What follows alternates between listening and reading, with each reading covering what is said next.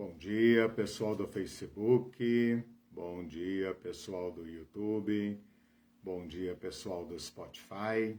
Estamos ao vivo para mais um encontro da Teologia Pé no Chão.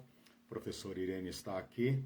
Oi, gente, bom dia. A interadora do chat, controladora do chat. Esqueceu de beijar minha mão. Ah, é? Sinta-se beijada. Estamos ao vivo, então, nesse domingo de manhã, um domingo muito bonito aqui em Curitiba. Hoje é dia 25 de junho, segundo o meu notebook aqui, 19 graus. Para quem já passou por muito frio aqui em Curitiba, 19 graus pode ser assustador para outras regiões do Brasil, mas para nós é maravilhoso. Espero que tenham tido uma boa semana, um bom sábado. Espero que seja um excelente domingo para todos. Essa é a Escola Teologia Pé no Chão.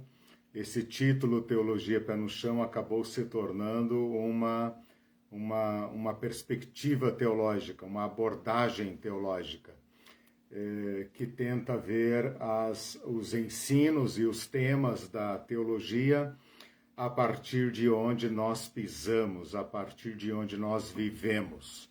Com isso, a gente quer evitar que o Evangelho, a fé no Evangelho, seja apenas algo interno ou algo superior, algo místico, transcendental.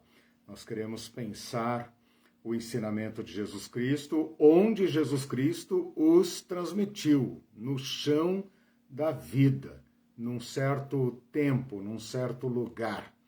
Eu acredito, estamos firmemente convencidos que se seguirmos esta metodologia, nossa compreensão do Evangelho será mais rica, mais produtiva, nosso testemunho na sociedade será melhor e as pessoas também conhecerão melhor a Cristo.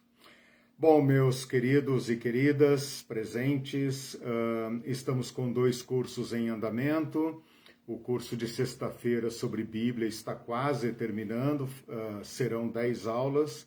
A próxima aula será na sexta-feira e daí concluiremos uma boa etapa do conhecimento da formação da Bíblia. Como eu disse desde o começo, não é um curso completo, é um curso elementar. Podemos depois pensar num desenvolvimento, numa segunda etapa para este curso. De qualquer forma, esse está terminando na sexta-feira.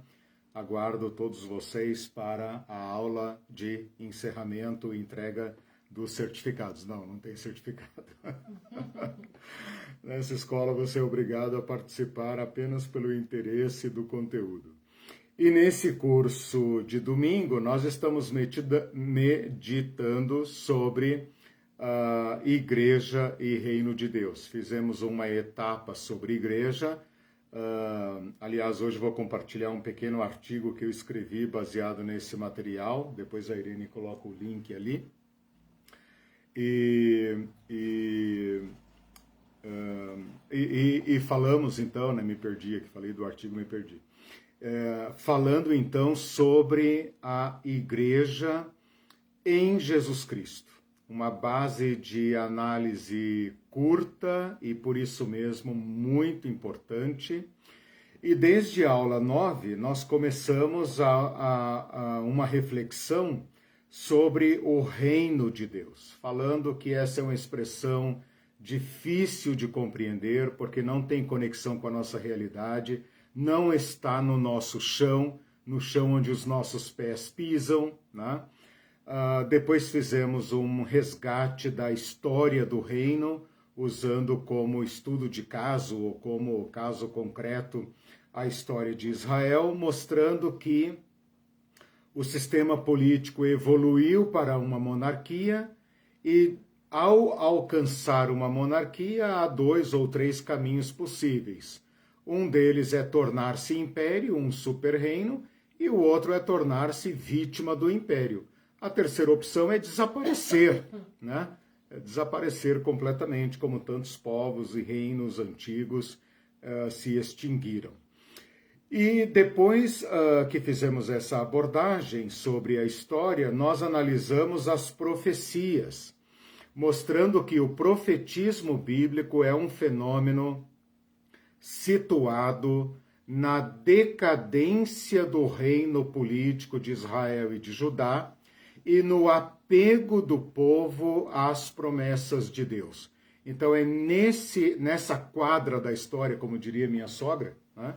Nessa quadra da história que se levantam os profetas.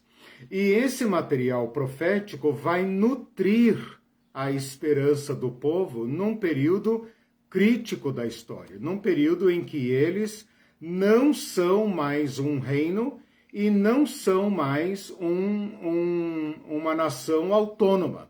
Eles vivem o decorrer da história como vítimas do império. Na última aula, então, eu estendi a pesquisa para o período interbíblico. O período interbíblico se chama período interbíblico em grande parte por causa da ausência dos profetas. Não há profetas nesse período, pelo menos não no sentido dos profetas canônicos. E neste período, então, o que nós temos? O desenvolvimento de uma rica literatura, uma literatura que a gente poderia chamar de apocalíptica, por um lado, e rabínica, de outro. E então, a aula passada foi muito importante dentro do nosso objetivo, porque mostra o amadurecimento, as saídas, as alternativas, as reflexões, a teologia a respeito do reino de Deus, nos longos anos, 400 anos, mais especificamente os últimos 200 anos antes de Cristo. Então, é com esse material profético e interbíblico, portanto, profético, apocalíptico e rabínico, com esse material, com esta formação, que nós abrimos hoje as páginas do Evangelho. Então, o que eu quero fazer hoje nesta aula que já está em curso? Eu quero convidá-los para abrir os evangelhos, os 4 evangelhos, e desentranhar deles Jesus, com todo respeito a Jesus, né? Desentranhar da trama narrativa Jesus, colocá-lo de lado e analisar o material que diz respeito às pessoas que não Jesus. Vou explicar de uma outra forma. Eu tenho falado nas aulas de sexta-feira que o Evangelho é de um gênero literário que a gente poderia chamar de biografia. Ora, a biografia é a história, mas a história específica de alguém. Quando você lê uma biografia, quem é o ator principal? Quem é o protagonista da biografia? O biografado. No caso do Evangelho, Jesus. Então, Jesus enche as páginas do Evangelho. É como se o autor, os autores dos Evangelhos, seguissem Jesus. O holofote dele está sobre a pessoa de Jesus. É sobre Jesus que ele quer falar. Os personagens que aparecem na história são todos personagens secundários. A gente não sabe detalhes a respeito da vida deles. Eles apenas atravessam as páginas do Evangelho por causa da sua relação, do seu encontro com Jesus. Portanto, o Evangelho é uma trama narrativa que costura junto Jesus de um lado e diversos aspectos e histórias e personagens de outro. Tudo isso numa narrativa única que nós podemos chamar de biografia. Ora, como nós lemos o Evangelho para saber sobre Jesus, então nós sabemos o que Jesus disse, nós sabemos as palavras de Jesus, as ações de Jesus, os acontecimentos a respeito de Jesus. Nós sabemos que o tema do reino de Deus é um tema importantíssimo, é um tema central, é o tema que guia o ministério de Jesus. Jesus começa dizendo, é chegado o reino de Deus, e termina dizendo, eu recebi toda a autoridade nos céus e na terra. Ou seja, a mensagem do reino de Deus atravessa as páginas do Evangelho. Nosso foco na aula de hoje não é o que Jesus fez e falou. Nosso foco na aula de hoje é um exercício intelectual complicado, difícil, mas o nosso exercício é desentranhar essa trama narrativa, tirar Jesus de lado com suas ações e suas palavras e observar as pessoas que estão no Evangelho, ou seja, melhor dizendo, as demais pessoas. O que elas sentem, o que elas pensam, o que elas esperam, quais são suas angústias, quais são suas preocupações, suas esperanças, especialmente, óbvio, a respeito do reino de Deus. Então seria como se nós tirássemos a mensagem de Jesus para observar duas coisas. Primeiro, o que as pessoas pensam sobre esse tema, independentemente do que Jesus falou. Vamos supor que Jesus nunca tenha existido e nunca tenha pregado sobre o reino de Deus. Ora, o tema do reino de Deus, como eu falei nas últimas aulas, já existia e era muito importante. Então, o que as pessoas pensavam a respeito do reino de Deus, independentemente de Jesus? Esse é um dos sentidos de tirar Jesus de lado, é nesse sentido. É tentar captar nas entrelinhas, nos pequenos relatos, o que o povo já pensava a respeito do reino, da chegada do reino, independentemente do anúncio de Jesus. Esse é um objetivo. O segundo objetivo é verificar como o povo entendeu o que Jesus falou. Então, nós sabemos o que Jesus falou. Ele falou, é chegado o reino de Deus. Ele falou, a que compararei o reino de Deus? O reino de Deus é semelhante a um campo, é semelhante a não sei o quê, não sei o quê. Nós sabemos o que Jesus falou. A nossa pergunta, a pergunta que nós queremos explorar nessa aula é a seguinte: como estas pessoas que já sabiam a respeito do reino de Deus compreenderam ou não compreenderam o que Jesus falou? Porque as pessoas só podem compreender se elas já tiverem, como disse aquele professor na CPI, na CPI do MST, se ela tiver uma certa cognição já formada, uma certa memória, uma certa cultura a respeito daquele tema. Se chega alguém falando sobre um tema completamente estranho para nós não temos nem como ter dúvidas, porque nós nem sabemos do que ele está falando.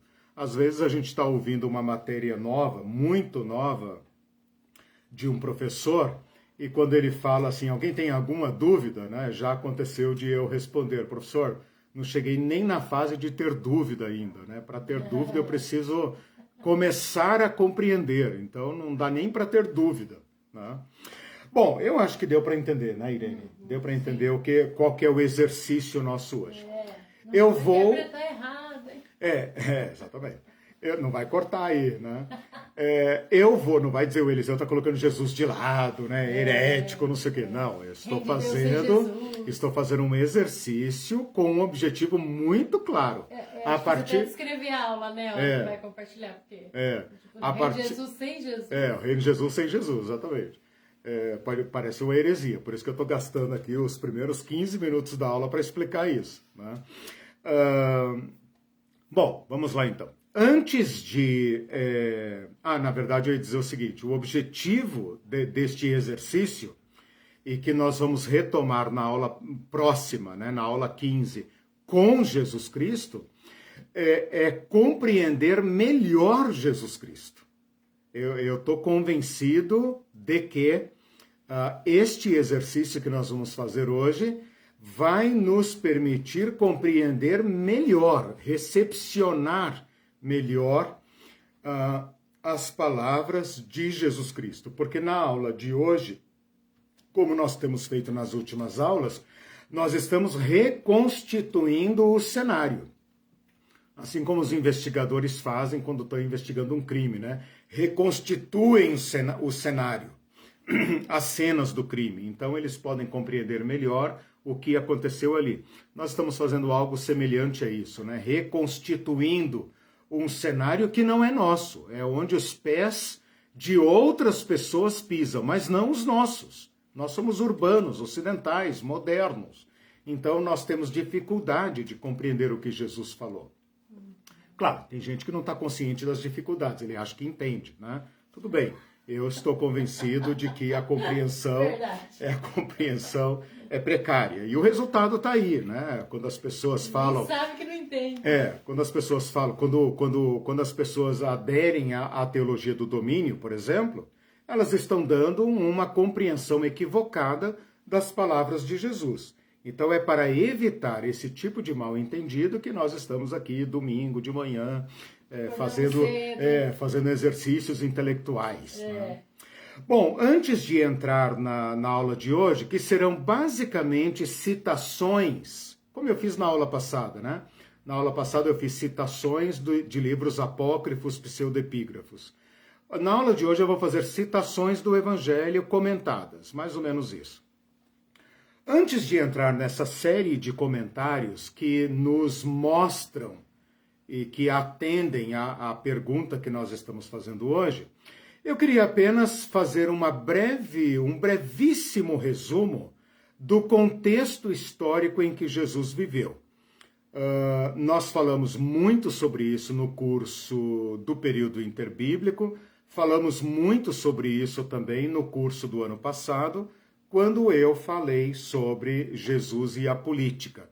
Então eu falei sobre os partidos, eu falei sobre as expectativas, as divergências entre os judeus, a chegada do Império Romano, a queda do reino Asmoneu, as guerras que aconteceram, a tragédia que foi a chegada de Herodes, depois os filhos de Herodes.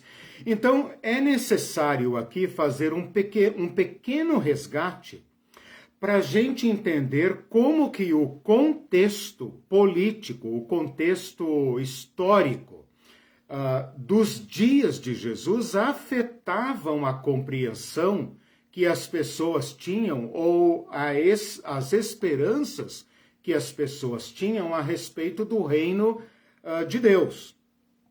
Então, vejam comigo o seguinte, o reino, a monarquia, lá com Saul, Davi e Salomão, começa em cerca de 1000 anos antes de Cristo. 1000 anos antes de Cristo. 1000 anos. 1000 anos antes de Cristo. É mais ou menos por aí que a gente situa o rei Davi, por exemplo. O período interbíblico começa no ano 400 a.C. Então nós temos 600 anos de história da monarquia. O que aconteceu nesses 600 anos? Bom, logo por volta do ano 700, o primeiro reino cai. Por volta do ano 600, o segundo reino cai. E uma vez que caem, o povo de Israel não tem mais monarquia. Eles passam uma grande temporada no exílio, nunca mais retornam do exílio, exceto aquele pequeno grupo que volta com Zorobabel, com Esdras, com Neemias e etc. A grande maioria dos judeus nunca mais se reúne na Palestina, então eles ficam na Babilônia, na Europa, eles ficam no Egito, eles ficam espalhados por todo lugar, mas grande parte deles não volta. Esse período, então, entre a volta do exílio e Jesus Cristo, é um período sem monarquia. Então eu poderia dizer que estes 1000 anos são divididos entre cerca de 500 anos, cerca de 500 anos, um pouco menos, de monarquia. Vamos colocar 400 anos, né? Porque por volta de 600 já cai. Então, 400 anos de monarquia. Os outros 600 anos, uma parte é no exílio, vamos tirar aí 100 anos no cativeiro, então sobram 500 anos.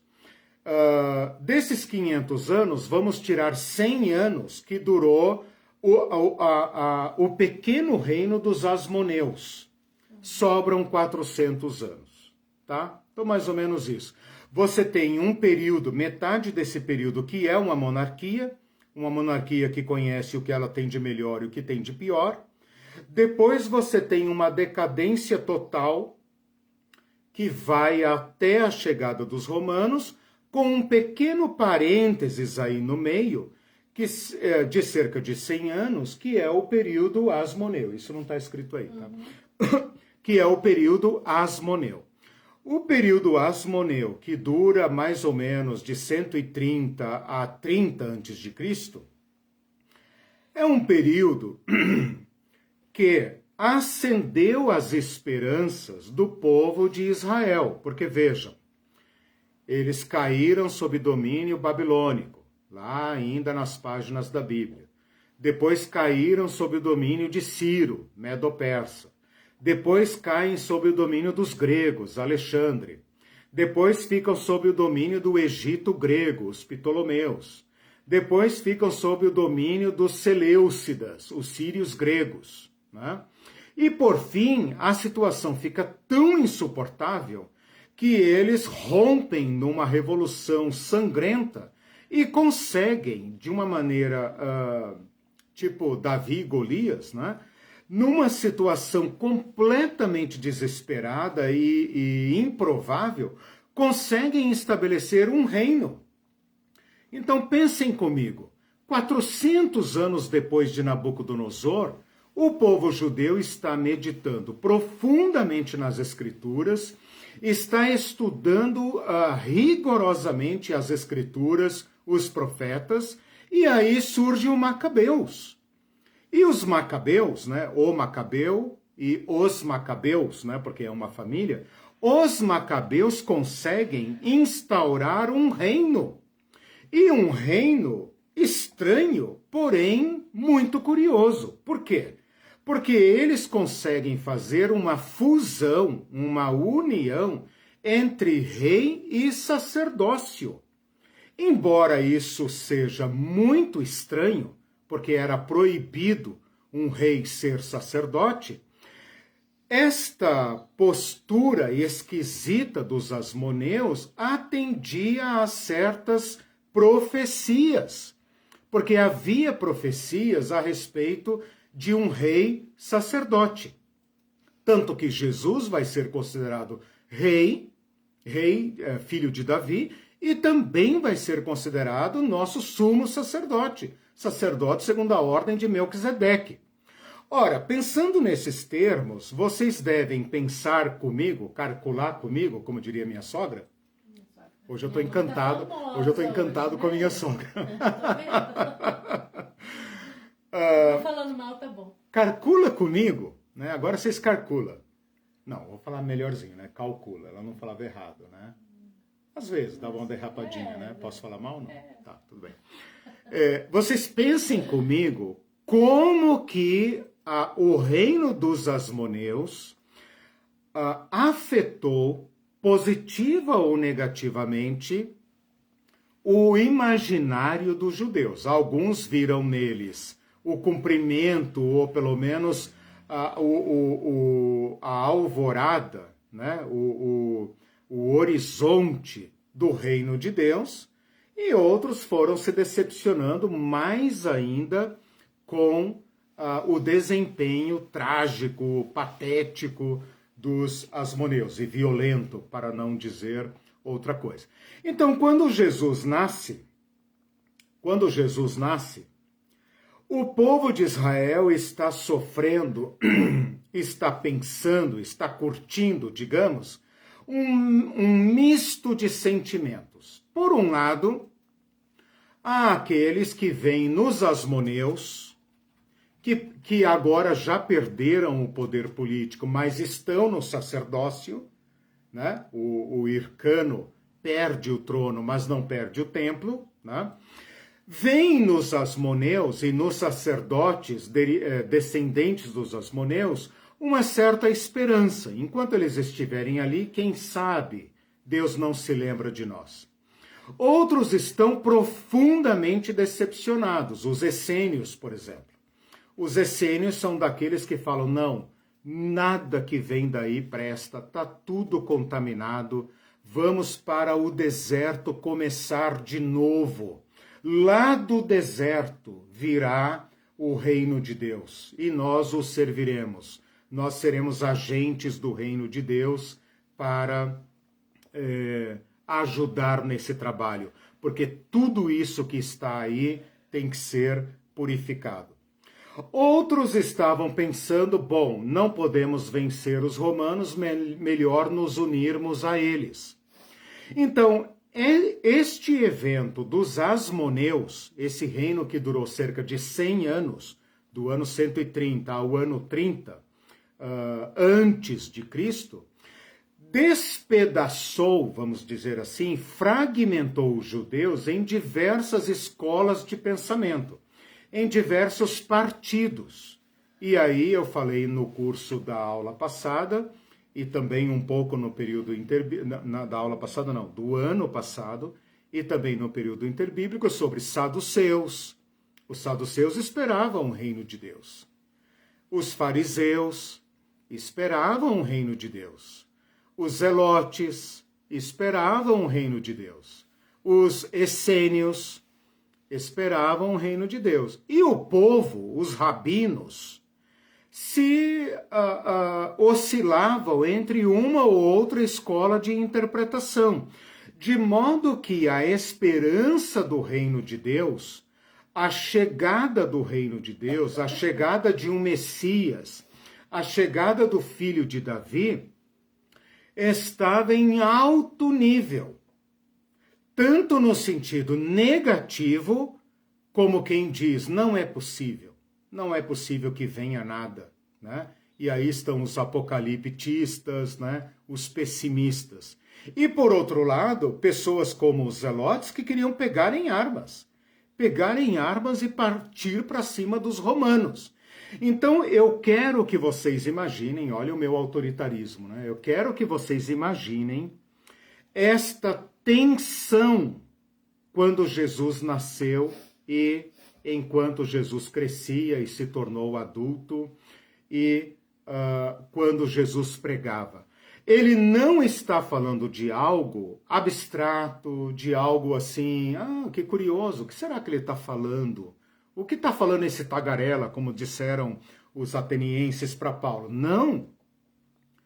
Jesus, as palavras de Jesus, que nós vamos começar a estudar na próxima aula, estão vindo de encontro direto a uma expectativa em alto nível de ebulição.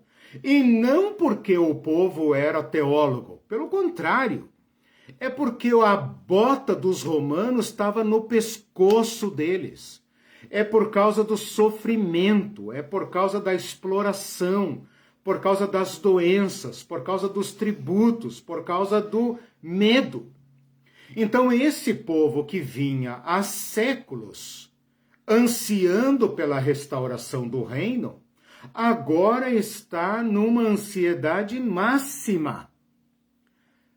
Por dois motivos. Primeiro, por causa do sofrimento, que eles não suportam mais. Segundo, por causa da violência do Império Romano, que torna completamente absurda qualquer possibilidade de reação. Como você vai reagir contra o maior império do mundo?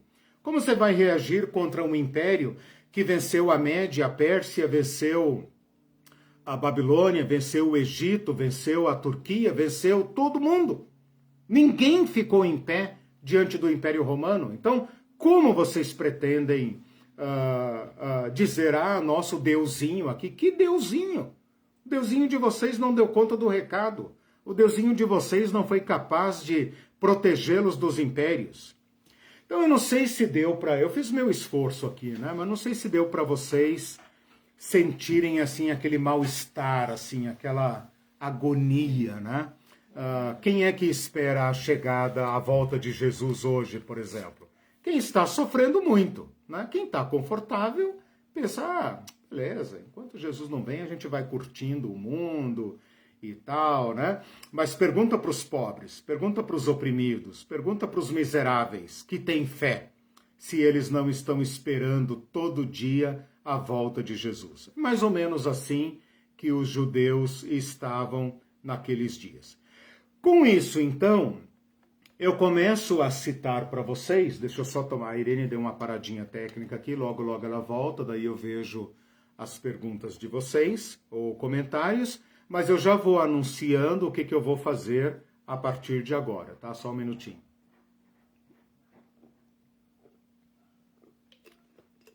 A partir de agora, eu fiz isso eu não encontrei em lugar nenhum, eu tive que rastrear eu mesmo.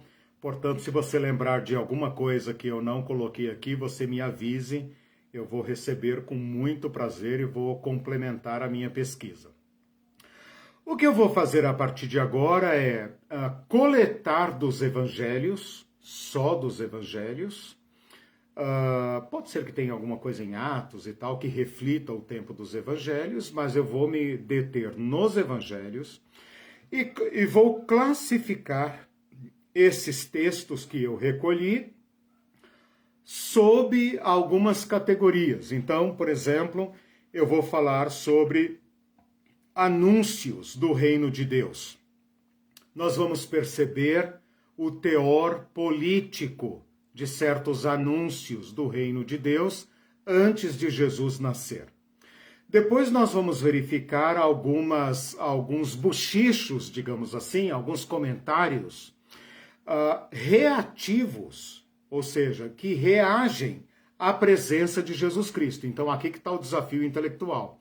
É tirar a ação de Jesus Cristo, que é evidentemente a respeito do reino de Deus, e olhar apenas a reação. É como se nós estivéssemos escondidos, não vendo Jesus Cristo e vendo apenas a reação do povo às palavras de Jesus Cristo. E depois, então, verificar, e aqui eu sou obrigado a colocar Jesus um pouco mais perto da nossa aula, verificar como e por que Jesus foi condenado. Sem mencionar as palavras de Jesus, verificar como se construiu uma acusação de teor político contra Jesus. E então vocês vão verificar, espero eu, esse é meu objetivo, minha esperança, verificar como havia uma tensão e uma apreensão a respeito da chegada de Jesus, da atuação de Jesus e do que isso significava para o povo e para os poderosos, ok?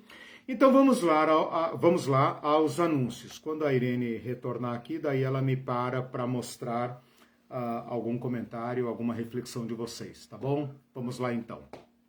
Espero que esteja tudo bem aí no Facebook e no YouTube.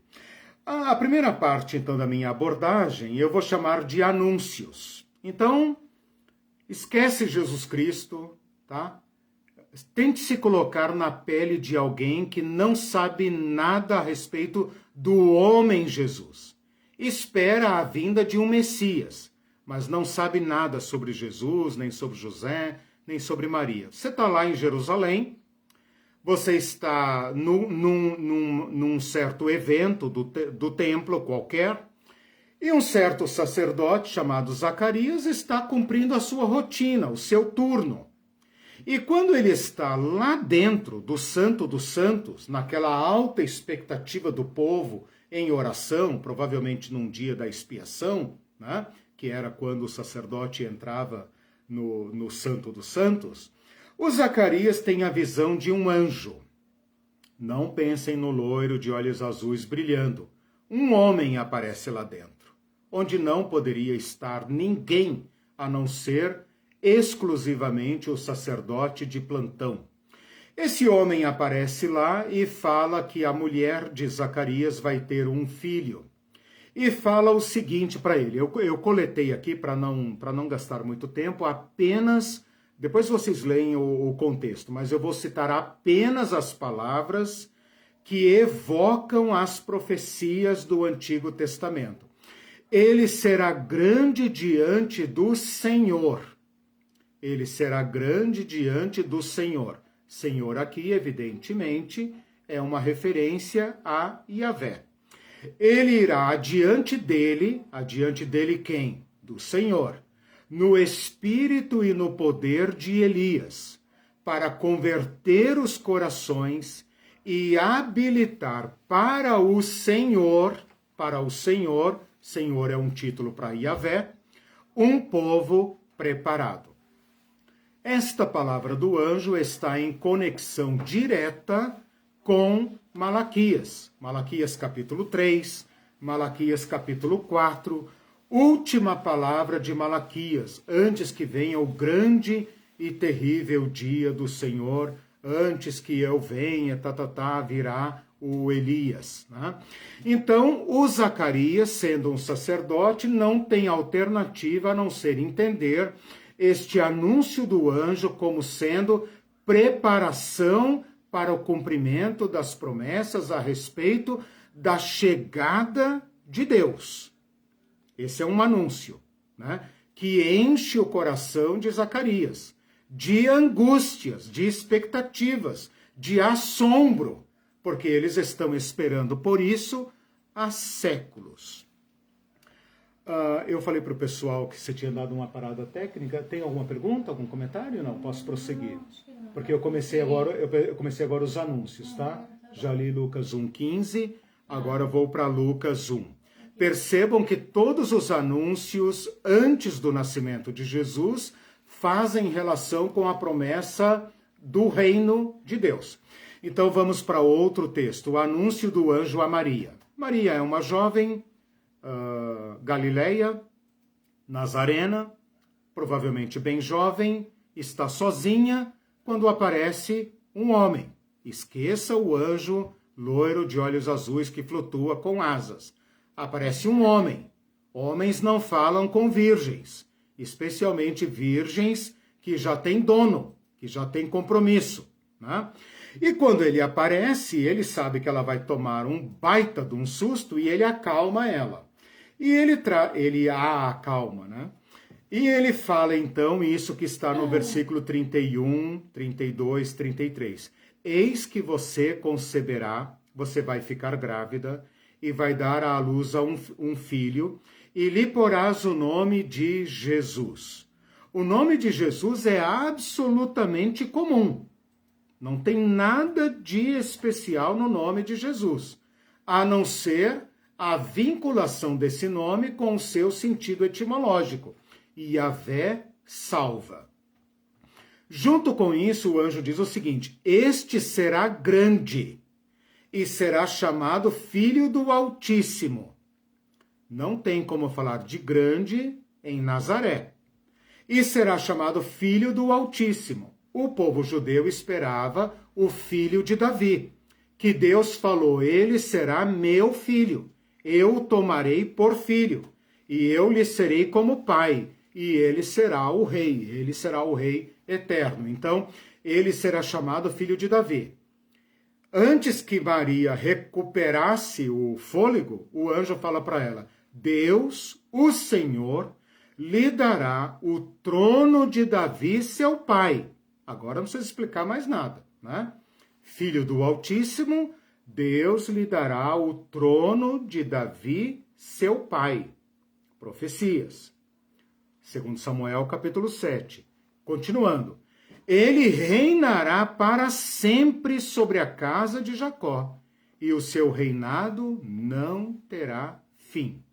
Ora, meus irmãos, nós que somos cristãos e só lemos esse texto no Natal, nós não temos condições de perceber o impacto político deste anúncio.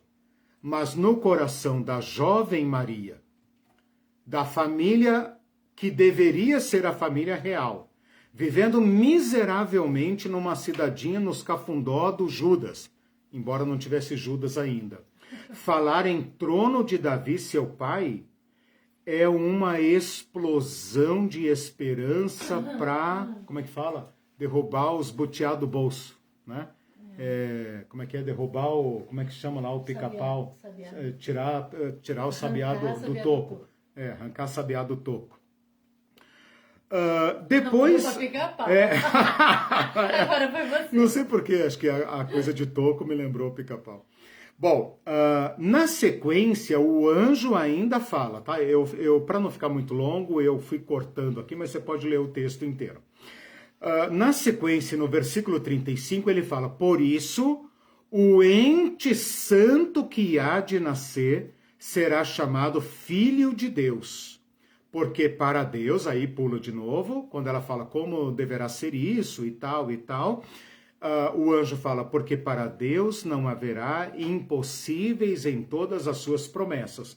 Quando a gente lê esse texto, a gente pensa apenas que a promessa de Deus é fazer uma virgem conceber, né?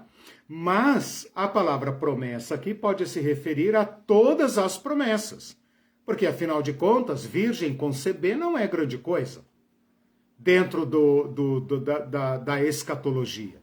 Agora, a restauração do reino é, né?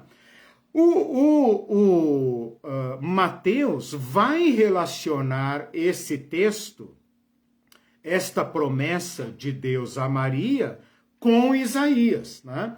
Então vamos aqui para o anúncio do anjo a José. José, filho de Davi. José não é filho de Davi. José é filho do pai dele. Davi está há séculos. Davi está há 1000 anos. Seria como se o anjo falasse Eliseu, filho de... e citasse um antepassado meu de 1000 anos atrás. Não tem como. Não tem como. É muita coisa. É muita coisa. José, filho de Davi. Não tenha medo de receber Maria, tua mulher, também filha de Davi, né? Porque o que nela foi gerado é do Espírito Santo. Ela dará à luz um filho e lhe porás o nome Jesus, porque ele salvará. Olha aqui a razão do nome Jesus. Porque ele salvará o povo dos pecados deles. É claro que eu e você lemos esse texto como Jesus, meu Salvador. Como é que as pessoas falam quando vão batizar? Meu único e suficiente Salvador, que escreveu meu livro No Nome da Vida. Tudo isso é cristão, é crentez. Escreveu meu nome no livro da vida. Isso. No meu livro. Eu falei isso? Meu Deus do céu. Ainda bem que você está aqui. Escreveu meu nome no livro da vida. Vocês viram como que é complicado, né? A idade vai avançando e os alemães vão ameaçando a gente. A gente pensava nesses termos crentezes, tá? Mas aqui nesse contexto, pecado tem uma conotação política. Por quê? Porque é pelos pecados do povo, pecados objetivos do povo, quebra da aliança, que Deus entregou o seu povo à condenação. A condenação o quê? No inferno? Não. A condenação debaixo do jugo romano. Por que José, o Josézinho aqui, o carpinteiro, não está sentado no trono, ou pelo menos não é um príncipe em Jerusalém? Por causa dos pecados. Então o anjo está dizendo para José, cara, é o seguinte, não fique preocupado com Maria. O que está acontecendo nela é o cumprimento de uma promessa. E este filho de vocês vai salvar o povo dos pecados. Lembra que o anjo disse para Zacarias, acho que eu não li essa parte, vai converter, né? Converter. Não, desculpa, isso é da aula que vem. Um dos aspectos, não, mas a profecia que eu citei de Malaquias fala de conversão. Deixa eu ver se é daqui mesmo. Volta ali no 15, se fala de conversão. Volta ali em cima no... 15. Será grande é do Senhor? Sim, converter os corações. Está aqui no início. Isso mesmo, converter os corações. Está no versículo. Era a missão de João Batista. Continuando aqui. Salvará o seu povo dos pecados dele. Ora, aqui já não é a palavra do anjo. Aqui já é comentário do autor do Evangelho, segundo o nosso estudo de sexta-feira, Mateus. Ora, tudo isto aconteceu para que se cumprisse o que fora dito pelo Senhor por intermédio dos profetas. Percebam que há uma preocupação de relacionar o evento Jesus com o cumprimento das profecias. Quais profecias? Aquelas que ainda não haviam se cumprido. Quais profecias não haviam se cumprido? A chegada do reino de Deus. Então, essa profecia, por intermédio do profeta, eis que a virgem conceberá e dará à luz um filho, e ele será chamado pelo nome de Emanuel. E aí o autor, de novo, coloca uma nota editorial, melhor dizendo, editalícia não, editorial, que quer dizer Deus conosco. Ora, o Mateus aqui está recuperando uma profecia de Isaías, feita a um filho de Davi, Acás, dizendo: Deus vai cumprir. Por mais que vocês estejam desviados, por mais que vocês estejam insultando Yahvé, o Deus da aliança, ele vai cumprir. O menino nos nasceu, né? O governo está sobre seus ombros, o seu nome será maravilhoso. Então, o nome dessa criança é de conteúdo profético. Agora vamos para alguns cânticos, como esse em que Isabel canta para Maria grávida. Isabel grávida canta para Maria grávida. Bendita és tu entre as mulheres e bendito o fruto do teu ventre. E de onde me provém que me venha visitar a mãe do meu Senhor? O que elas estão dizendo? Você está grávida do cumprimento da promessa. E o que está no teu ventre não se compara com nenhum outro filho de judeu, nenhum outro filho de Israel. É o próprio Senhor. Esta questão, que para nós cristãos é lida em termos natalícios, né? Para os judeus tem uma concepção. O Deus do reino está vindo para resgatar Israel e para punir e julgar aqueles que oprimem os pequenos e os oprimidos, né, dos impérios, o povo judeu. Maria responde o seguinte: a minha alma engrandece ao Senhor. E depois, amparou a Israel, seu servo, seu povo. Ora, Deus está vindo para amparar Israel, seu servo, a fim de lembrar-se da sua misericórdia. Os judeus usam esse idiomatismo, né? Deus se lembra da misericórdia. Misericórdia com quem? A favor de Abraão e de sua descendência para sempre. Portanto, o cântico de Maria está carregado de esperanças a respeito da solução de Deus para seu povo. Mais um cântico, para a gente ir terminando esta sessão, é o cântico de Zacarias, quando... Cuidado, que estava avançando muito. Tá. O cântico de Zacarias, quando João Batista nasce. Percebam o conteúdo do cântico e me digam agora como vocês entendem isso. Bendito seja o Senhor, Deus de Israel. Não tem mais Israel, Zacarias. O que você está falando, cara? Ele está falando que Deus vai restaurar a integridade do povo. Como? Porque visitou e redimiu o seu povo e nos suscitou plena e poderosa salvação na casa de Davi, seu servo, como prometera desde a antiguidade por boca de seus santos profetas, para nos libertar dos nossos inimigos e da mão de todos os que nos odeiam. Ora, se você quiser ler esse texto em teor cristológico, salvífico, problema teu. Problema teu. Zacarias aqui, Jesus não nasceu ainda, não pregou. Ele não sabe nada sobre o céu, a cruz, não sabe nada disso. Ele está falando assim, esse meu filho é o precursor de uma grande chegada. Ele fala o Deus de Israel, ele fala salvação na casa de Davi, não é salvação de pecados, isso está muito claro aqui, porque prometeu desde a antiguidade, por meio dos seus santos profetas, de nos libertar dos nossos inimigos. Inimigo aqui não é o demônio, não, irmão. Inimigo aqui é o romano, que está logo ali, ó. É um inimigo concreto. E da mão de todos os que nos odeiam, porque o judeu vem sendo odiado ao longo dos séculos, desde que perderam seu território.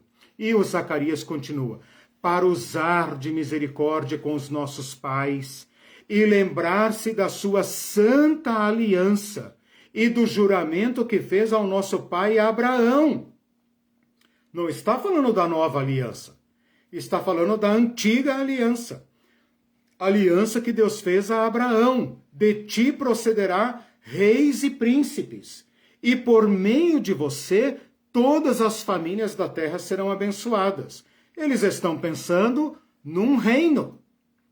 E continuando Zacarias, de conceder-nos que livres das mãos de inimigos o adorássemos sem temor, porque o culto a Yahvé em Jerusalém está sempre ameaçado, né? Sempre houve alguém querendo atacar o templo, roubar, matar, esmagar o povo judeu, que adorássemos o nosso Deus sem medo, em santidade e justiça perante Ele todos os nossos dias.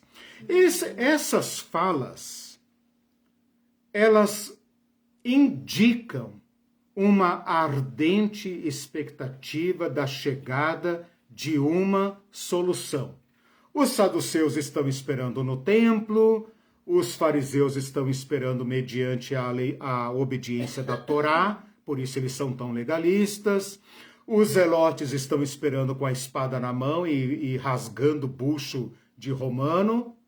Os essênios estão esperando no deserto. Cada um está esperando a sua maneira. Os pastores, que eram os mais pobres dentre o povo, os mais desamparados, também estavam esperando.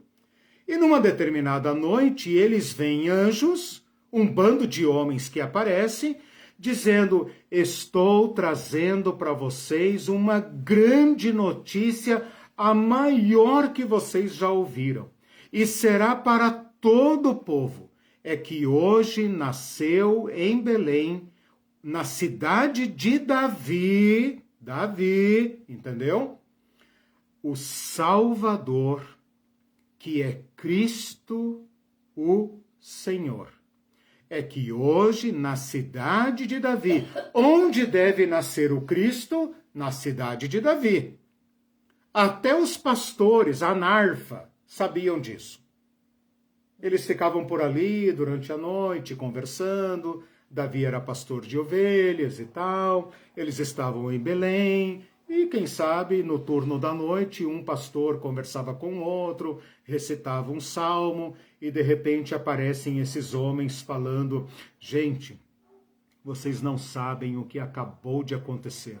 Está todo mundo dormindo, ninguém ainda sabe.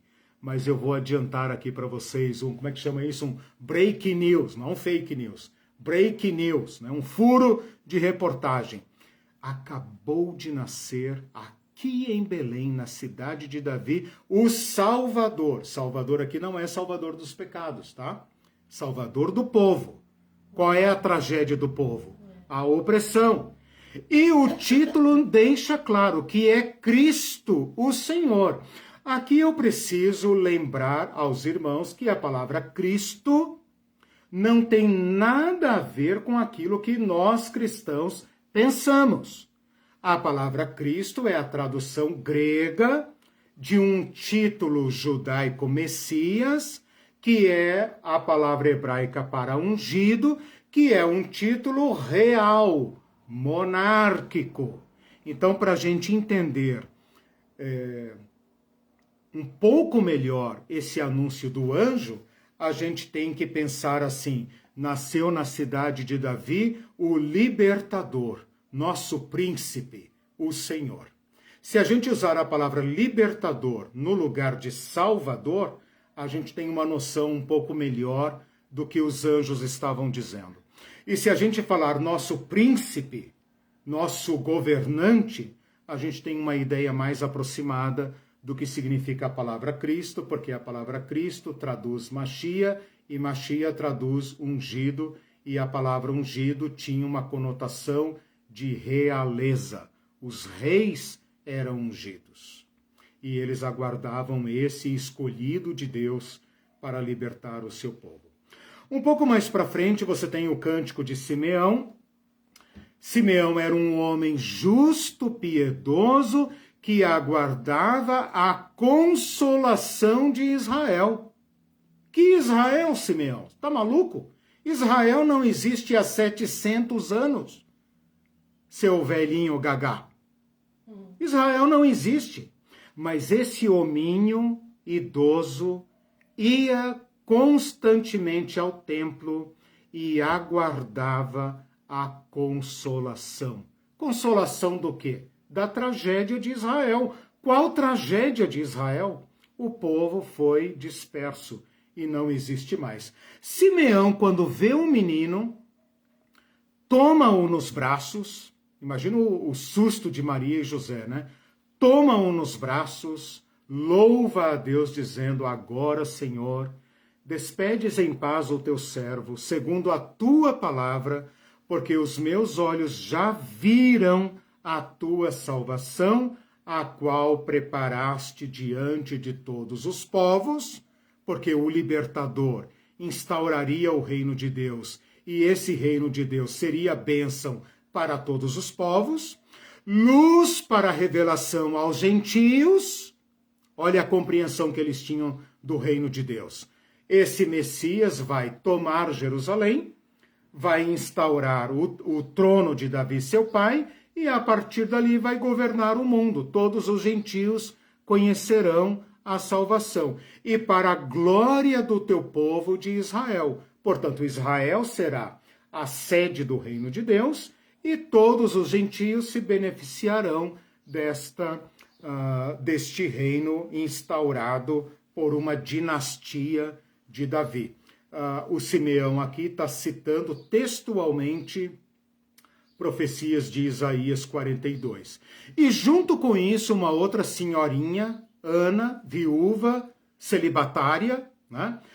Ao ver o menino, deu graças a Deus e passou a falar a respeito do menino a todos os que esperavam a redenção de Jerusalém.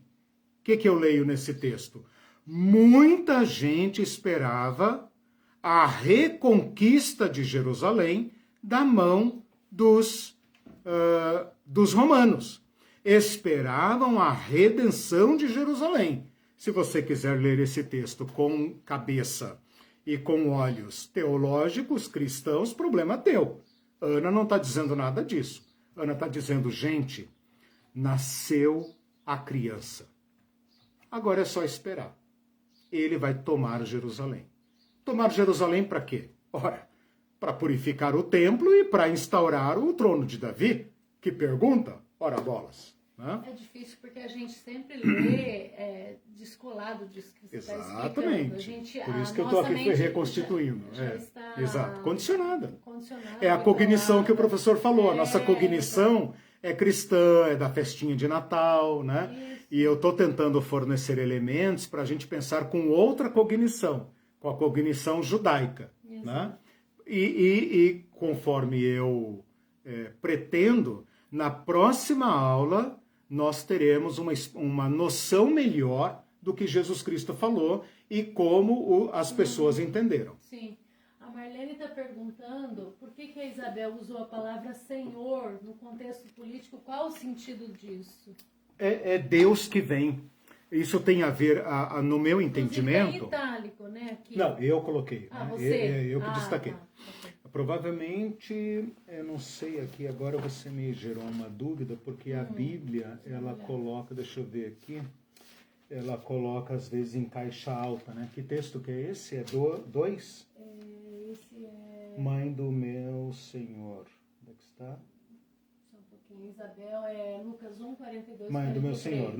Não, é Senhor no sentido como... não, desculpa, isso que eu estou falando é só do Antigo Testamento. Não está aí. Desculpa. Não tem itálico. O itálico é meu para destacar ali a questão.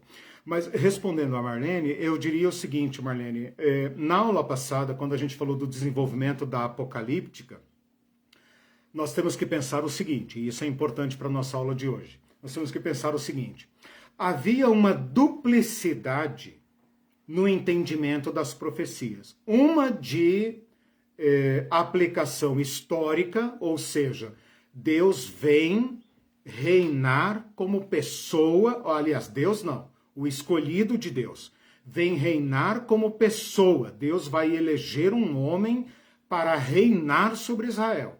E outra expectativa era de teor apocalíptico. Então é Deus mesmo que vem. Não sabemos como, mas é Deus que vem. Então essas duas coisas se mesclam. De qualquer forma, a solução vem de Deus. Então a solução vem de Deus.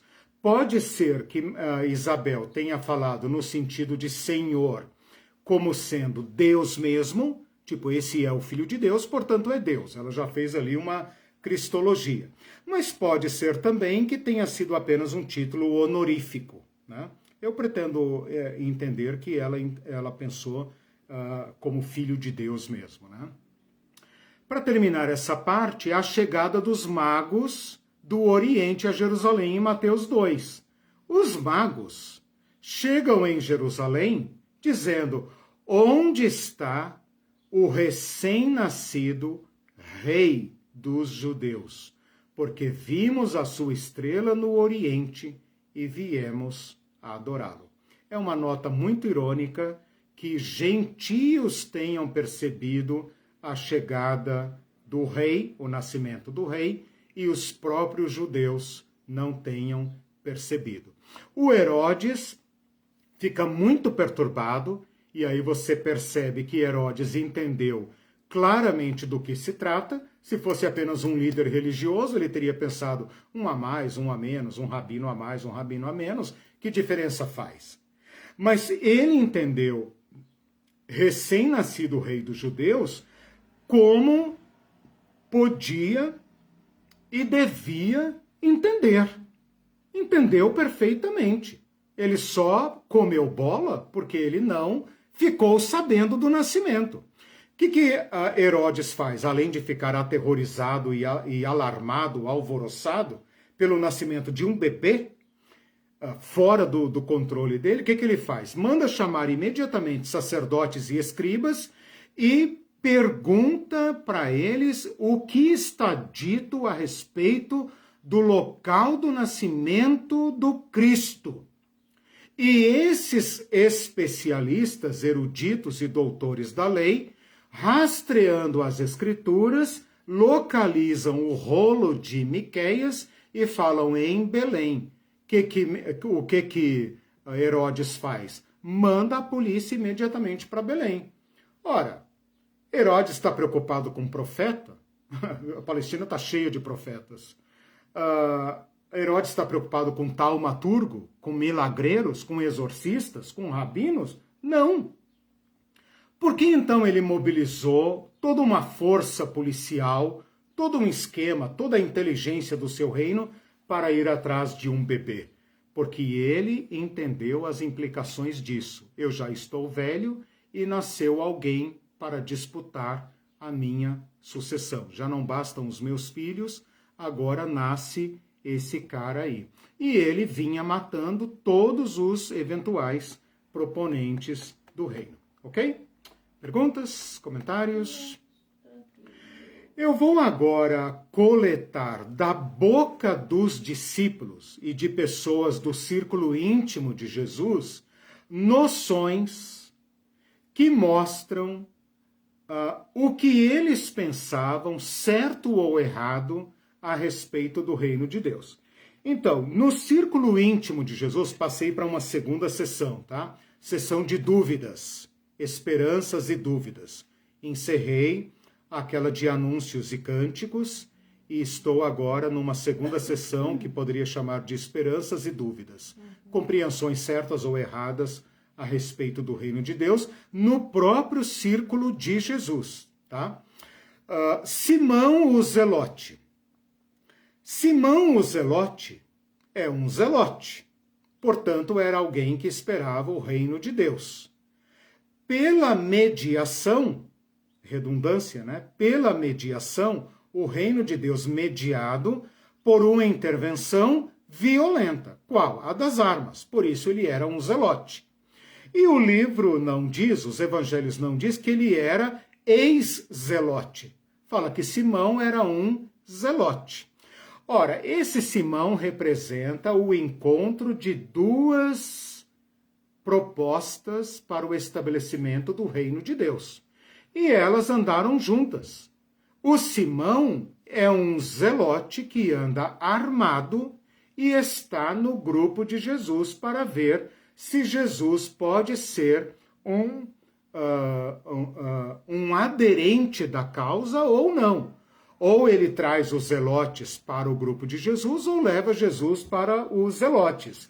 E ele está ali andando com Jesus. E Jesus o aceita, né? E ele, evidentemente, que num dado momento da caminhada com Jesus, abandona definitivamente as armas, porque não tem como pregar o evangelho armado, né? Essa é a aberração dos crentes de hoje, né? Não tem como. Então, Simão evidentemente abandonou o zelotismo a partir de um ponto. Quando André encontra seu irmão Pedro, logo após o batismo de Jesus em João, ele fala assim: achamos o Messias. Ora, meus irmãos, você só acha o que procura. Então, quando André fala para Pedro, achamos o Messias, o que está na cognição deles? Estamos procurando o Messias. Por que estamos procurando o Messias? Porque não tem solução a não ser do sacerdócio não vem, dos fariseus não vem, dos zelotes não vem nada. Cara, não vem. Não vem, não vem, não vem. Só um ungido por Deus, só alguém que venha da parte de Deus pode nos libertar. Então eles estão como lupa, eles estão procurando agulha no palheiro. O André provavelmente viu o batismo de Jesus, o André provavelmente perguntou para João Batista, o André provavelmente foi conversar com Jesus, provavelmente não, certamente. E então, quando pensa, é ele, corre até seu irmão e fala, achamos o Messias. E em João está escrito que quer dizer Cristo. Como os cristãos de fala grega não entendiam mais o hebraico, ele traduz que quer dizer Cristo. Cristo significa príncipe. Achamos o príncipe. Achamos o escolhido de Deus para nos libertar, para resolver todos os nossos problemas. O Filipe vai a Natanael. Em João também, e fala, achamos aquele de quem Moisés escreveu na lei e a quem se referiram os profetas, Jesus Nazareno, filho de José. E vai dizer, cara, você não vai acreditar. Você não vai acreditar. Nós acabamos de saber, sabe o Jesus de Nazaré? É ele. Acabamos de saber. É ele, cara. E o Natanael vem muito incrédulo, muito cheio de dedo. Jesus o convence e ele se prostra diante de Jesus e fala, mestre, tu és o Filho de Deus, tu és o Rei de Israel. Ora, O que foi que convenceu Natanael de que aquele homem que estava ali, comum, era o Filho de Deus, o Rei de Israel? A expressão Rei de Israel não tem sentido. Não existe Israel há 700 anos e não existe rei há 600 anos. Acabou. Não há que falar em rei. Mas o Natanael chega para Jesus e fala: tu és o Cristo, tu és o Filho de Deus, tu és o Rei de Israel. E Jesus fala: agora você crê? Você vai ver mais coisas. Você vai ver os anjos subindo e descendo de cima do Filho do Homem. Né? O Pedro, quando Jesus pergunta quem as pessoas dizem que eu sou, as pessoas estão dizem que o Senhor é um profeta, ou seja, é mais do mesmo. É mais um profeta que anuncia, ou que alimenta, ou retroalimenta a esperança do povo de Israel. Mas Pedro corta esta compreensão e confessa abruptamente: tu és o príncipe, o filho do Deus vivo. Tu és o príncipe, o filho do Deus vivo. É claro que na nossa Bíblia está escrito: tu és o Cristo. E a gente cristão, a gente que é cristã, lê esse texto com os olhos da salvação, com os olhos cristológicos, mas não é nada disso que Pedro está dizendo. Ele está dizendo: tu és o ungido, tu és o escolhido de Deus, tu és aquele de quem Deus prometeu a Davi: ele me será por filho e eu lhe serei por pai.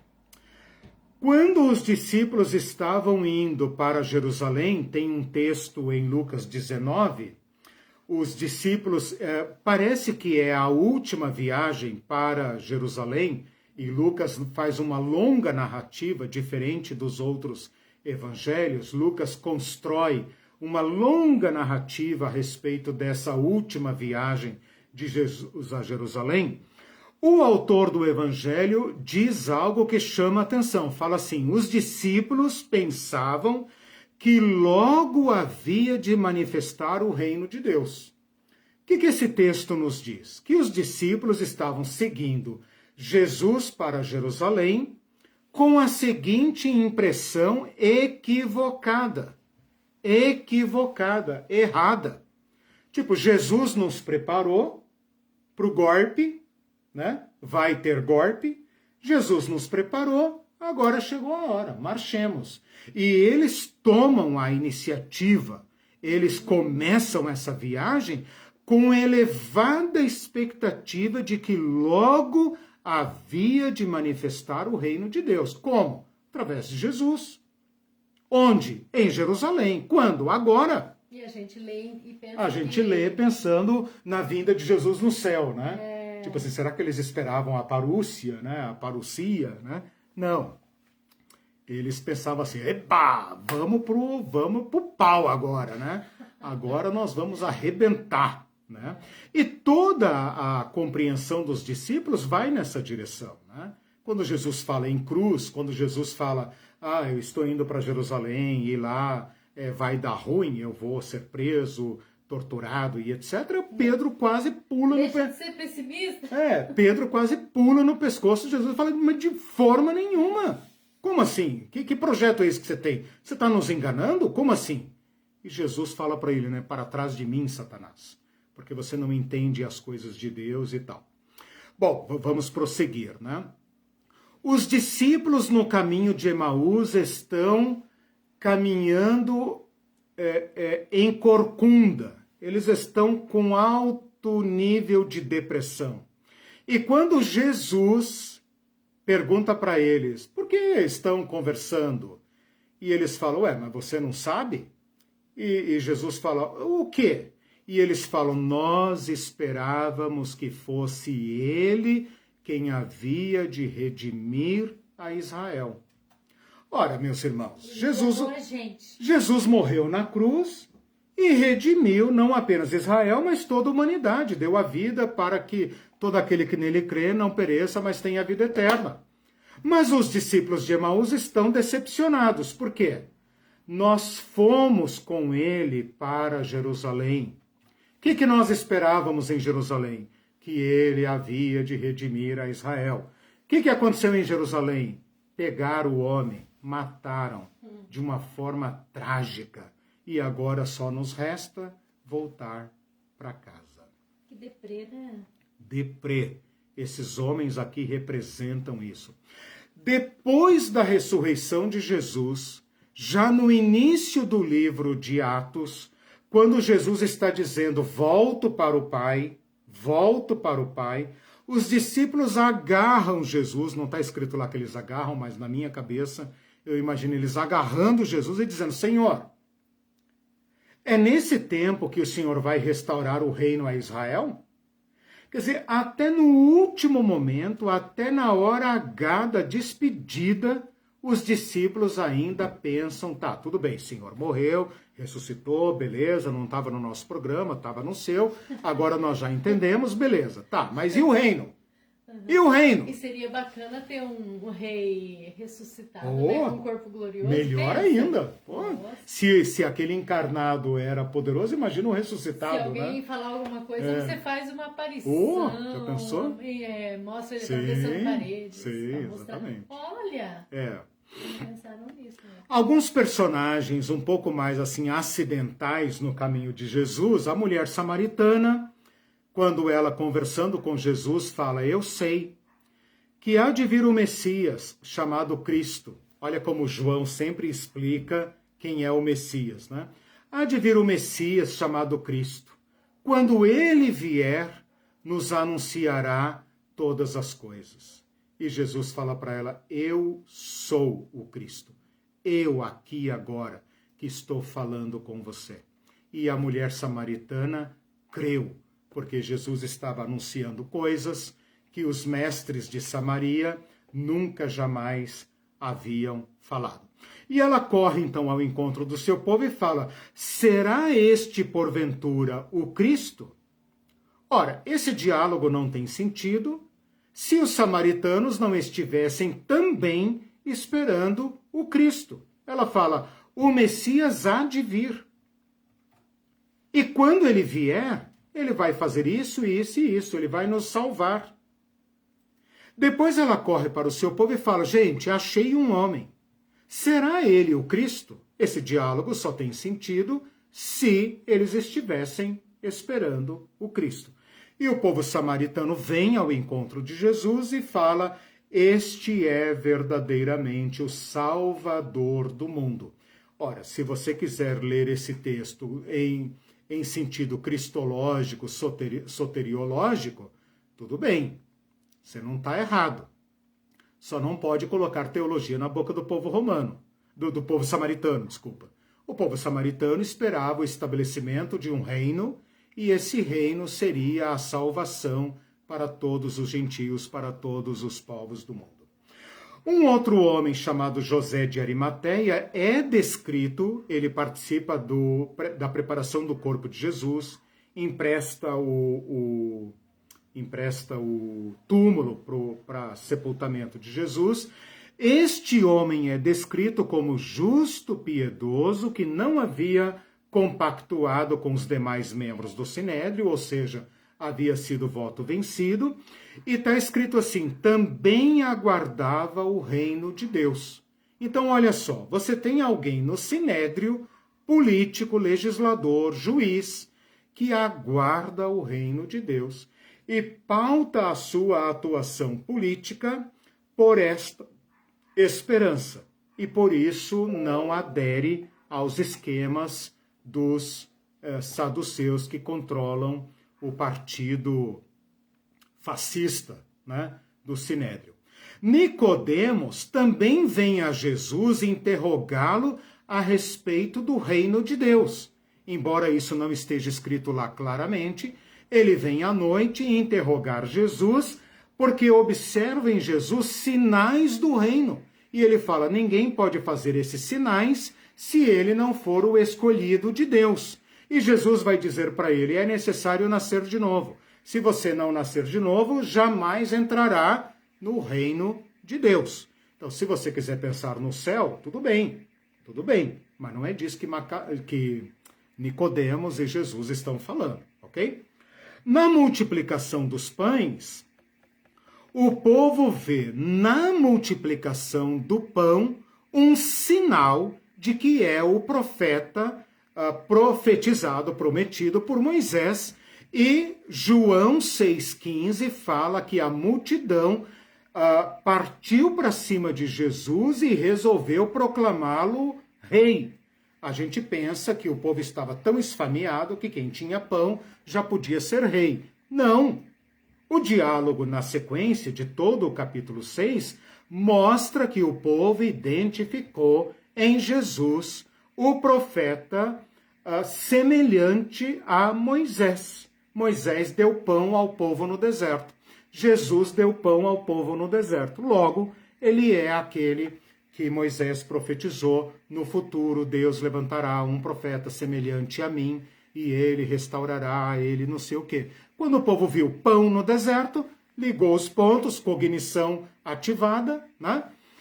Pé no chão, e então falou: esse é o rei. E partiram para cima de Jesus, e Jesus escapuliu, né? Como dizia minha sogra, escapuliu deles, né? Já pode pedir música no Fantástico, 3 menções numa aula só. Agora eu estou falando de festas, tá? Falei da festas e eventos, né? Falei da multiplicação dos pães. Em João 7, festa dos tabernáculos, festa em que o povo lembra da peregrinação no deserto, por isso se acampa em barracas para fazer memória da peregrinação e do êxodo, né? Na peregrinação no deserto. Há um burburinho da multidão muito interessante para a nossa aula hoje, tá? João registra isso no capítulo 7, versículo 25 a 27. Diziam alguns de Jerusalém, olha o burburinho do povo, na festa dos tabernáculos, época de meditação, de reflexão, né? Diziam alguns de Jerusalém, não é este a quem procuram matar? Eles estão dizendo, olha, nossas autoridades já analisaram esse cara e descartaram ele. Não é o Cristo. Eis que ele fala abertamente e nada lhe dizem. Porventura reconhecem verdadeiramente as autoridades que esse de fato é o Cristo? Então, olha o nível de dúvida da multidão acampada em Jerusalém. Esse cara aí foi aprovado? Afinal de contas, ele é o Cristo ou não é? Porque se ele não é o Cristo, por que as autoridades deixam ele livremente? E se deixam ele livremente, será que as autoridades aprovaram esse homem e nós não estamos sabendo? Ou seja, entramos em Jerusalém com cacetes e espadas ou esperamos? É alarme falso. É isso que eles estão pensando. Nós, todavia, olha a discussão, nós, todavia, sabemos de onde este é. Provavelmente peregrinos de Nazaré, da Galiléia, disseram, não, gente, esse não é o Cristo, esse aí nós sabemos de onde ele é. Ele é da Galiléia. Quando vier o Cristo, ninguém saberá de onde ele é. Ou seja, a multidão não conhecia bem as Escrituras, não tinha os detalhes que os eruditos tinham. Os eruditos disseram para Herodes, não, vai nascer em Belém. Belém e Efrata. O povo já tem exatamente o que Irene falou, um misticismo. Não, o Cristo vai aparecer de repente, ninguém vai saber de onde ele é, né? Perguntas a respeito de quem é Jesus e de onde ele vem. Na sequência, o Nicodemos, no versículo 52, o Nicodemos tenta argumentar a favor de Jesus. E os sacerdotes, as autoridades, ridicularizam Nicodemos e falam para ele, examina e verás que da Galileia não se levanta profeta. Ou seja, eles estão esperando um profeta, um sacerdote e um rei. Ao mesmo tempo. Ou na sequência, ou ao mesmo tempo. E esta fala dos sacerdotes revela para nós que eles estavam examinando. Tipo assim, Nicodemos, você não fez a lição de casa. Nós já examinamos. Examina você. Você não é membro do Sinédrio? Examina. E mais uma fala das festas. Rodearam, festa da dedicação. Festa inaugurada por Macabeus na reinauguração, na purificação do templo há quase 200 anos antes de Jesus. Rodearam-no, pois, os judeus e o interpelaram. Até quando nos deixarás a mente em suspenso? Se tu és o Cristo, dize abertamente. Eles não, tinha um problema de incredulidade, queriam jogar nas costas de Jesus. Mas Jesus também não facilitava as coisas, né? Porque Jesus não cumpria o figurino deles, né? Então, essa fala de Jesus essa fala dos fariseus, dos judeus, é muito interessante, porque é como se Jesus estivesse confundindo eles. Jesus fazia coisas que pareciam dignas do Messias e fazia coisas que pareciam de um blasfemo. Tanto que na sequência eles vão pegar em pedra e tentar matar Jesus. Então Jesus levou a expectativa dos fariseus à loucura. Esse fala francamente, tipo assim, fala do nosso jeito, né? Fala logo. Pra gente, isso. Fala do jeito que a gente entenda aqui na nossa, mas na olha nossa só. cultura. Tudo bem, mas olha só. Jesus nunca disse para eles publicamente, eu sou Cristo. Falava pro povo. Ele falou nem pro povo. Nunca disse. Jesus nunca disse abertamente em público, eu sou o Cristo. Ele precisava cumprir seu ministério para então ser compreendido como o Cristo. Bom, agora eu vou... Nossa, meu tempo está adiantadíssimo, né? Mas eu preciso falar disso aqui. Entrada... Eu estou atrasado. A entrada de Jesus em Jerusalém. Essa daqui digamos, o ponto alto, né? Então, tira Jesus, né? Claro, Jesus está entrando em Jerusalém e tal. Vocês conhecem a história, Domingo de Ramos. Tira Jesus e vamos observar só as gentes, o povo. Jesus manda buscar um jumentinho e cumpre deliberadamente uma profecia de Zacarias.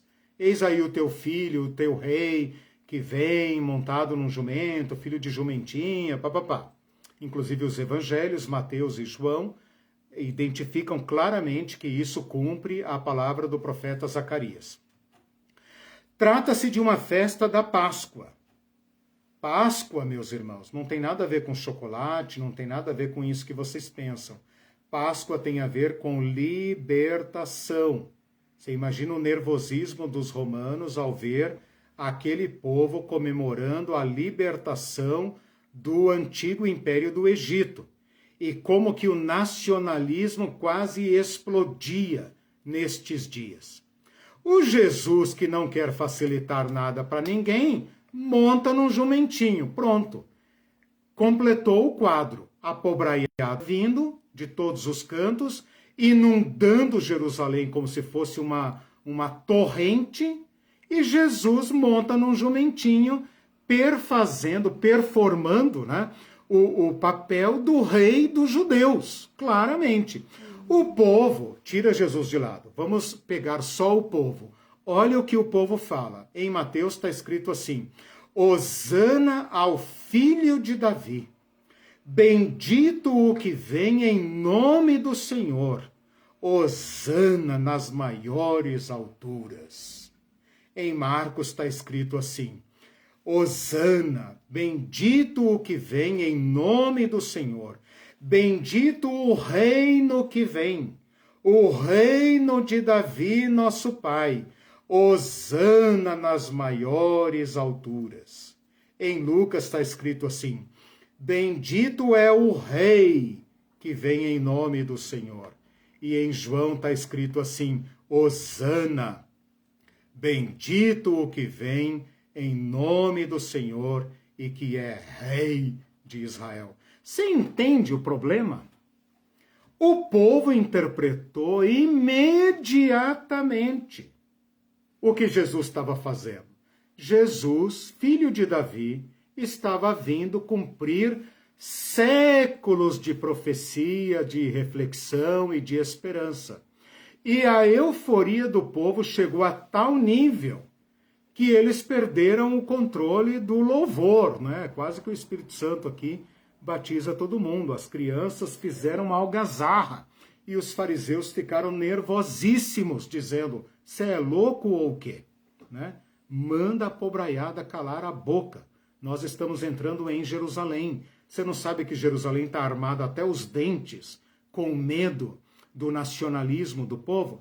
Mas percebam, filho de Davi, percebam a palavra reino, reino de Davi, nosso pai, o rei que vem em nome do Senhor, ou seja, o escolhido de Deus, e percebam que João fala rei de Israel.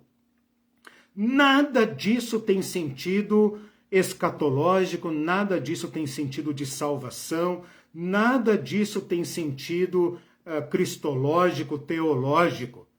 Isso aqui está na boca do povo.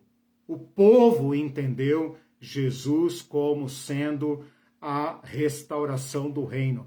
Ora, o anjo tinha falado para Maria: ele vai restaurar o trono de Davi, seu pai, ele vai reinar sobre Jacó. Eles tinham que pensar dessa forma. E essa palavra Hosana, depois a Irene coloca ali, a palavra Hosana, não vou dizer aqui agora, mas Hosana era um grito de guerra. Os crentes hoje cantam Hosana sem ter a menor ideia do que estão falando. Mas Hosana é citação de um salmo de salvação. O povo aqui está cantando salmos de peregrinação. E o povo está dizendo: salva o teu povo, Senhor. Ó Jesus, Jesus, Jesus, salva o teu povo, Senhor, agora. Vai, Jesus, para o templo, vai, Jesus. Para o trono, vai, agora. Jesus vai para o templo, opa, ele vai para o templo. Chega lá e faz aquele escarcéu. Não, eu perco a paciência com esse cara. Né? Ele, coitado, ele precisa de uma consultoria política. Ele não sabe o que faz. E aí, por fim, eu tenho que falar, né? Eu prometi, vou falar aqui, me deem 1 minuto. Jesus perante o sacerdote, Jesus perante Pilatos. Depois vocês percebam os textos, a Irene cola lá os textos. Em Mateus, o sacerdote fala assim: eu te conjuro pelo Deus vivo, que você de uma vez por toda nos diga se você é o príncipe, filho de Deus. Em Marcos está assim. Ai, amor, pega ali o fio da bateria. O fio preto aqui, ó. Pontinho, aqui. Peraí, que a minha bateria não pode acabar, por favor. Em Marcos está escrito assim: és tu o príncipe, filho do Deus bendito? Em Lucas está escrito assim: se tu és o Cristo, dize-nos. Isso aqui não tem nada a ver com salvação, não tem nada a ver com Cristo no céu. Isso aqui tem a ver com você é o rei prometido ou não. Jesus rasga dizendo: eu sou o filho do homem, e vocês verão o filho do homem sentado à direita de Deus na glória. O sacerdote rasga a roupa e diz: blasfemo, blasfemo, blasfemo. Esse homem não pode ser o rei dos judeus. Depois Pilatos pergunta. As pessoas chegam para Pilatos dizendo: encontramos este homem e ele afirma ser o príncipe. Ele afirma ser rei. Pilatos leva isso a sério e pergunta para Jesus: és tu o rei dos judeus? E Jesus não responde. Então, Jesus vai ser julgado como rei dos judeus, vai ser zombado como rei dos judeus, vai ser torturado como rei dos judeus, com capa, com cetro, com coroa de espinho, e por fim vai ser acusado publicamente: este é Jesus, rei dos judeus. Os que assistiam à crucificação falavam: disse que era rei dos judeus, olha aí, salva Jesus, desce da cruz, salva-nos, e nós creremos em ti. Então, gente, com esse apanhado de versículos e falas e tal, eu quis colocar para vocês, no contorno do Evangelho, as expectativas testemunhadas por pessoas da relação de Jesus ou da multidão, como estava, em que nível estava a esperança a respeito do reino de Deus.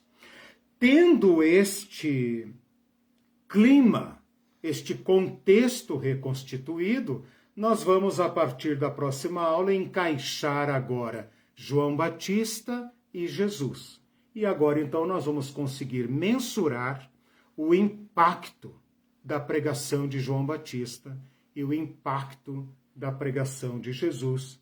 E porque João Batista foi logo preso e morto, e porque Jesus teve que passar grande parte da sua vida se escondendo e fugindo, até que ele finalmente é preso e morto, sob a acusação verdadeira, não falsa, de que ele era o rei dos judeus. Ou seja, um resumão assim, bem básico, né? A gente lê a Bíblia, lê esses versículos achando que está falando de salvação de alma. Isso.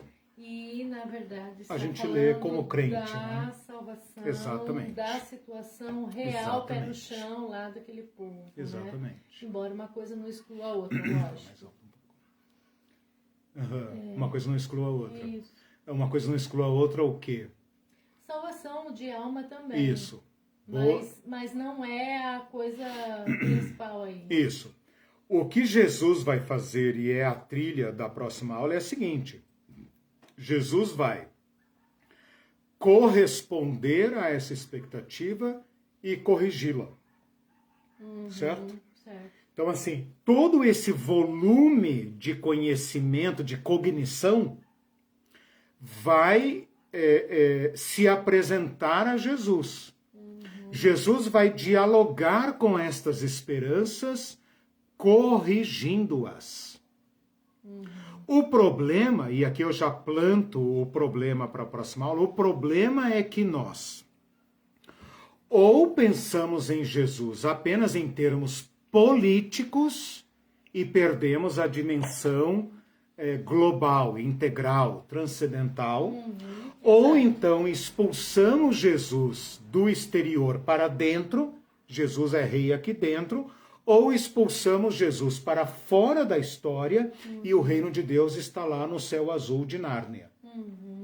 Okay. Pensar o reino de Deus como Jesus o anunciou vai ser o nosso grande desafio a partir da próxima aula. Por isso que eu gastei 9, 10, 11, 12, 13, 14, 6 aulas para reconstituir este cenário. Beleza? Podemos terminar então? Podemos. Nos vemos no domingo, na sexta. Nos vemos na sexta, na última aula do curso de bibliologia. Gente, vocês viram? Quem não curtiu aí... Curtam, compartilhem. Eu tô quase chegando a 880 inscritos. Dá uma força lá para mim, vai. Chegar a 880 hoje. A gente não dispõe de recursos para... Ao divulgar e compartilhar, você aumenta o alcance do nosso trabalho. Estamos como orgânico. Beleza. Tchau para vocês. Boa semana para vocês. Tchau, pessoal do YouTube. Tchau, pessoal do Facebook.